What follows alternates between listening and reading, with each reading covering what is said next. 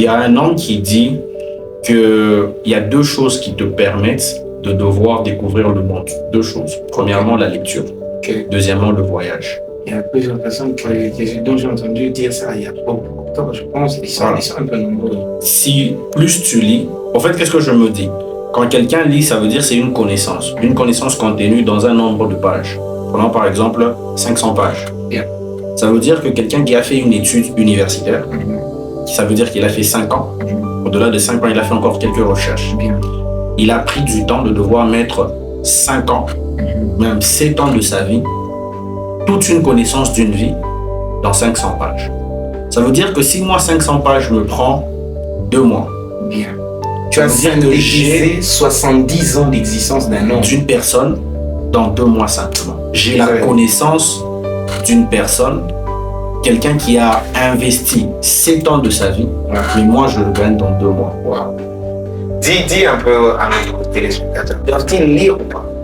Mon premier conseil, en tout cas, ça je vais pas te mentir, on est sur quelque chose de sincère. Ouais. Pour moi, ne lisez pas. Ok. Pour moi, en tout cas, parce que...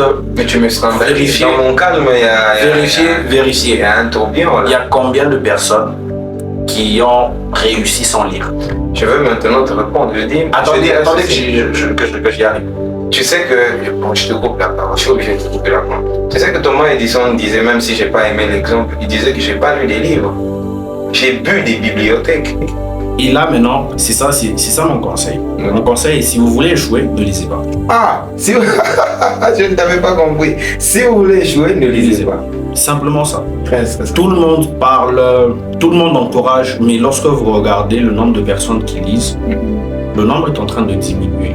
C'est vrai qu'il y a plusieurs distractions et plusieurs choses qui sont prises comme des distractions, je dirais ça. Mais si vous voulez réussir, vous êtes obligé de lire. Bien.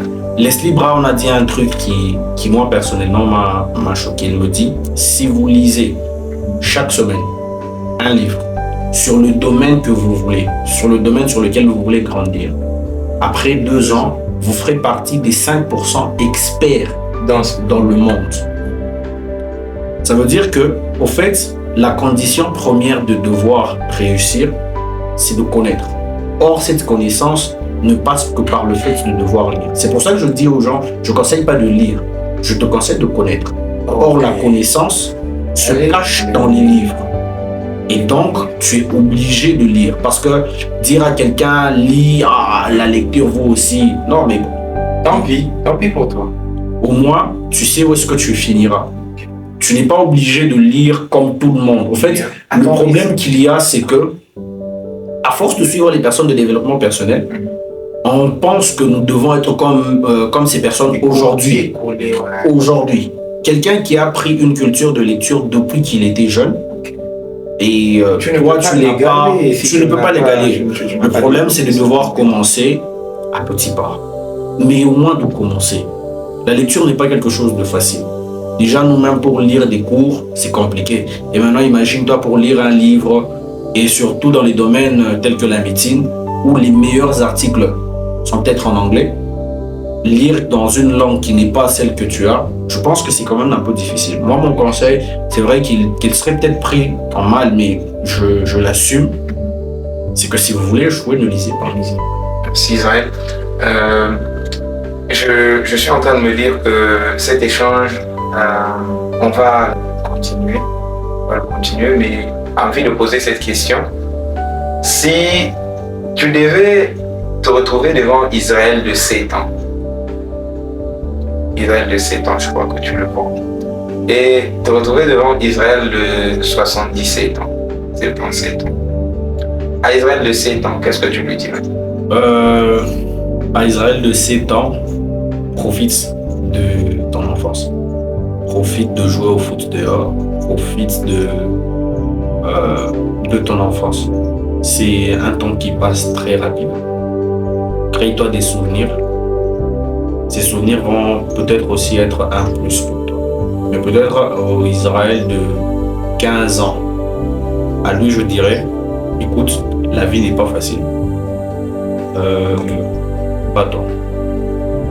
ne pense pas que parce que tu as des amis qui sont aisés, ça veut dire que tu es aisé. Je crois que c'est l'un des problèmes des écoles.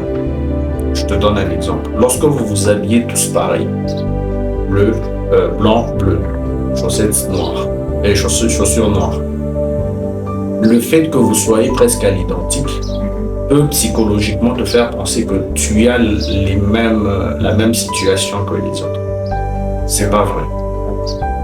Nous sommes dans un monde où c'est vrai qu'à l'école secondaire, il y a ceci. Mais celui à Israël de 67 ans, 77 ans, ce que je lui dirais. Ouais. Qu'est-ce que tu lui dis? Qu'est-ce que tu lui tiendrais comme promesse à celui-là? À celui-là? Oui, je veux que tu lui fasses une promesse. On écrira tes biographies. On écrira tes biographies. C'est pas tu écriras ton autobiographie. Les gens viendront te poser des questions pour savoir comment tu as fait ça.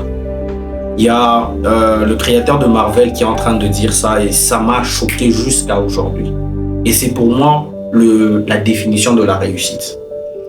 On lui pose la question, quand est-ce que vous saurez que vous avez réussi?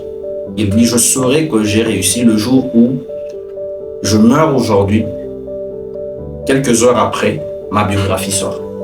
Ne sera pas à moins que mais ça veut dire que c'est après. Ça veut dire que tout est déjà là et on attend juste que on veut juste mettre que la date décédée tel jour.